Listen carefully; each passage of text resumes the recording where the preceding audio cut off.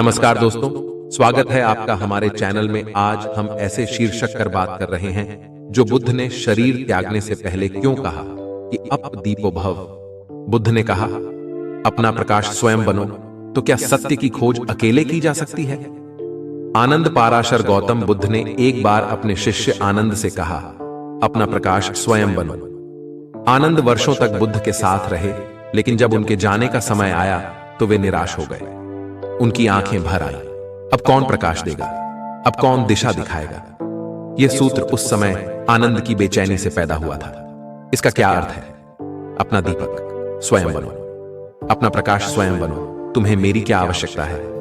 इस सूत्र में गहरे रहस्य छिपे हैं। सबसे पहले, यदि तुम अपना दीपक स्वयं बनोगे तो तुम न केवल प्रकाशित होगे बल्कि दूसरों को भी प्रकाश दोगे। लेकिन अब समस्या यह है, यदि तुम दीपक बनना चाहते हो तो तुम्हें तेल, बाती, अग्नि चाहिए।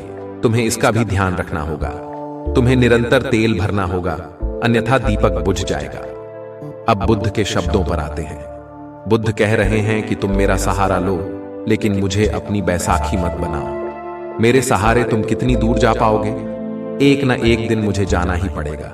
यह भी सत्य है, लेकिन क्या हम इतने जागृत हैं कि इस सूत्र को समझ सकें? ओशो रजनीश बुद्ध के इस सूत्र को विस्तार से बताते हैं। एक सूफी कुछ कहते हैं, दो मित्र अंधकार में चल रहे थे। एक के पास लालटेन थी और दूसरे के पास नहीं थी। दूसरे को इसकी जरूरत भी नहीं थी। एक प्रकाशित है लेकिन दूसरा अपने प्रकाश में है। एक समय ऐसा आया जब उसकी मंजिल आ गई। वह उस दिशा की ओर मुड़ गया। जो दूसरा था वह फिर अंधकार में पहुंच गया। यह स्थिति क्यों पैदा हुई? क्योंकि तुमने किसी और की ऊर्जा को अपनी ऊर्जा मान लिया। हम प्रकाश में जीते हैं, लेकिन हम स्वयं प्रकाशित होने की कला नहीं सीखते। ओशो कहते हैं कि इस सूत्र को आत्मसात करो और अपनी ऊर्जा खोजो। खुद चलना सीखो, खुद शास्त्र उठाओ। कब तक किसी का हाथ थाम कर चलना पड़ेगा? अगर एक दिन वह आपका हाथ छोड़ दे तो आप क्या करेंगे? अब मुझे एक और बहुत प्यारा उदाहरण याद आ रहा है। कृष्ण मुझे बहुत प्रिय है और इसका सबसे बड़ा कारण उनका दार्शनिक होना है। अर्जुन और पांडवों के जीवन में जितनी भी समस्याएं आईं, उनका समाधान कृष्ण ने किया। अर्जुन हमेशा द्रोण, भीष्म, विदुर और कृष्ण जैसे ज्ञानियों की संगति में रहे। इसके बाद भी ऐसा क्या हुआ कि धर्म युद्ध में उनके हाथ कांपने लगे? वे अपना कर्तव्य क्यों नहीं निभा पाए? बुद्ध का यही एक सूत्र याद आता है कि आप स्वयं कितने प्रकाशवान हैं। अंत में आपको ही सब कुछ अकेले ही करना है। अर्जुन के पास कृष्ण थे, गीता का उपदेश दिया, समय को भी स्थिर रखा, क्योंकि परम पुरुष से मिलना भीड़ में नहीं, एकांत में होता है।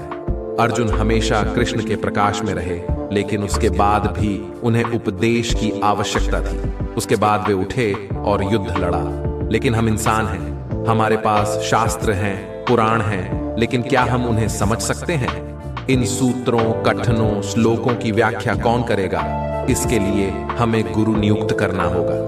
अब हम गुरु नियुक्त करते हुए बुद्ध के सूत्रों का पालन भी कैसे कर सकते हैं? मनुष्य दो प्रकार के होते हैं। एक तो शरीर से जागा हुआ लेकिन आत्मा से सोया हुआ। एक तो शरीर और आत्मा दोनों से जागा हुआ। जागे हुए में एक गुण होता है और वह यह कि वह देखकर और सुनकर समझ जाएगा। अगर उसे तैरना है तो वह लोगों को देखकर समझ जाएगा और खुद ही जागा हुआ हो जाएगा। दूसरे व्यक्ति को उठाना पड़ेगा, धकेलना पड़ेगा, लेकिन वह सीख जाएगा।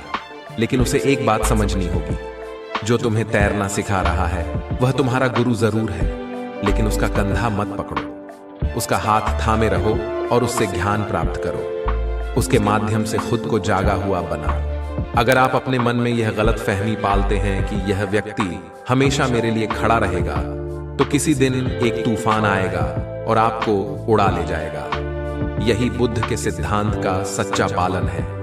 अपने जीवन में गुरु का महत्व बनाए रखें, लेकिन हमेशा खुद की ओर बढ़ें। गुरु के बारे में ओशो रजनीश का एक बहुत सुंदर कथन है। ओशो कहते हैं कि बहुत से लोगों ने गुरु के बिना ही सत्य को समझ लिया। इसलिए नहीं कि उन्हें गुरु की जरूरत नहीं थी या वे बहुत बुद्धिमान थे। दरअसल वे जागृत थे। अगर कोई गुरु आपसे कहे कि मेरे बिना आप परम को प्राप्त नहीं कर सकते, तो उसे छोड़ दें। ये सच नहीं है। परम सत्ता जितनी आपकी है उतनी ही उनकी भी है। शास्त्र जितने आपके हैं उतने ही उनके भी हैं। फर्क सिर्फ इतना है कि वह जागृत है, आप नहीं हैं। आपको होना पड़ता है। गुरु वह है जो आपको संसार के अंधकार से आत्मा के प्रकाश की ओर ले जाए, आपको दीपक बनना सिखाए, आपको उसकी देखभाल करना सिखाए। जब तक आप खुद जागृत नहीं होंगे तब तक आपको कोई नहीं जगा सकता, और अगर आप जागृत हैं तो आप बिना किसी के जगाए ही जाग जाएंगे।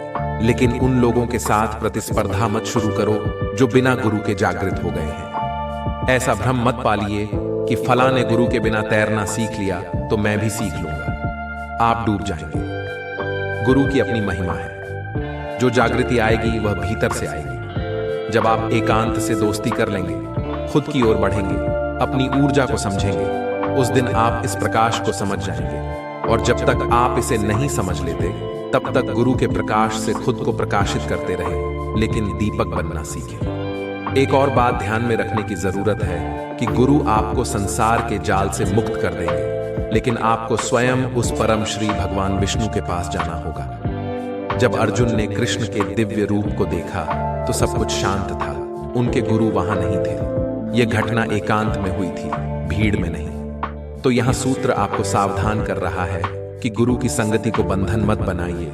जो आपको भीड़ का हिस्सा बना दे वह गुरु नहीं है, वह सिर्फ अपने अहंकार की संतुष्टि कर रहा है। गुरु वह है जो आपको जीवन का गणित देता है, सूत्र देता है, वेद, पुराण और शास्त्रों की समझ देता है, खुद को जगाने की कला देता है। जब ऐसा होगा तो आपको समझ में आएगा कि बुद्ध ने आनंद से ऐसा क्यों कहा। इसलिए अपना दीपक स्वयं बनो। आशा करता हूं कि आपको हमारे विचार पसंद आए होंगे। वीडियो अगर पसंद आई है तो लाइक, शेयर और कमेंट जरूर करना, और हमारे साथ इसी तरह बने रहने के लिए चैनल को सब्सक्राइब और बेल आइकन दबाना ना भूलें। धन्यवाद।